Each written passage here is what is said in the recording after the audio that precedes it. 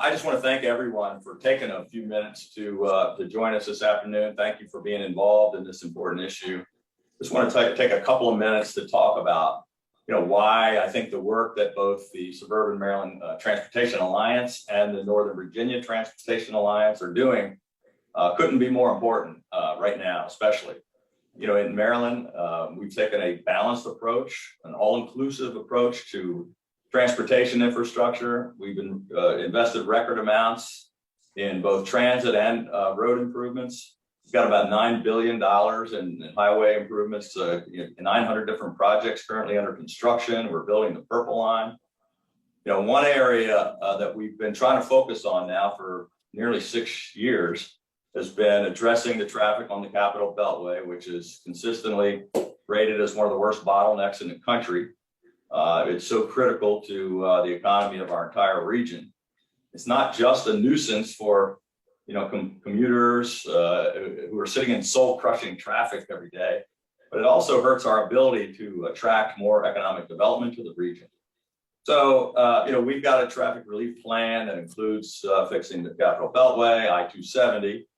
And 2 years ago, I got together with Governor Northam from the Commonwealth, and we came together on a Capitol Beltway Accord, which is kind of a bold, transformative way to finally build a new American Legion bridge across the Potomac River and relieve the traffic congestion that where it's coming in from both sides and from I-270 and 495. This is our whole TRP is the biggest public-private highway partnership of its kind in the world. We're not only going to try to fix the bridge and the roads, but it also is going to add reliable bus service, transit funding for local jurisdictions, going to add new bike and pedestrian networks, and it will create thousands of jobs and boost our economic recovery. And it's also going to free up for us critical funding for critical projects all across the state with the $6 billion we're going to get from private sector investment. So despite all of that, and despite the bipartisan and interstate consensus with the Commonwealth of Virginia, a handful of Montgomery County politicians have continued repeatedly to try to sabotage the project. And they're catering to a small group of kind of pro-traffic activists at the expense of the overwhelming majority of residents, about 70%, who desperately want something done about this traffic, and they support our plan. In today's Washington Post, I hope you all saw that, the editorial board once again came out strongly in favor of our plan. They had done one before that said it was the biggest action for the region since the 70s.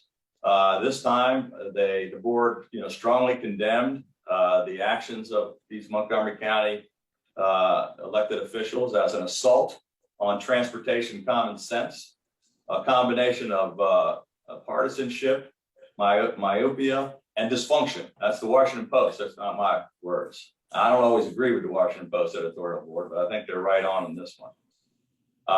The Post correctly noted that the biggest losers are going to be the commuters that are hoping to avert a future of increasingly nightmarish highway congestion.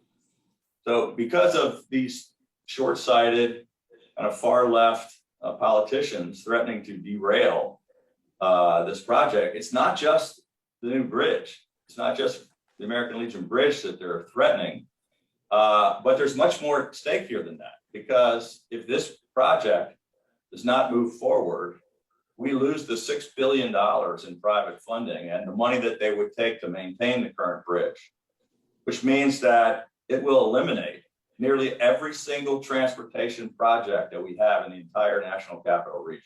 They will all be dead. So we certainly can't let that happen, but that's exactly what a couple of Montgomery County politicians are attempting to do.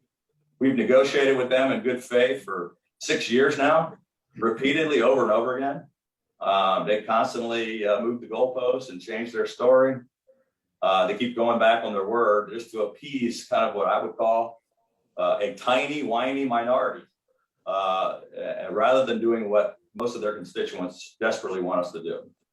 So, after decades of, I think 5 decades of delays, doing nothing and kicking the can down the road, this is the closest we've ever been to finally fixing the American Legion Bridge. And we really need all of your help to finally get this done. So I want to thank you all very much for being involved, and I look forward to the discussion.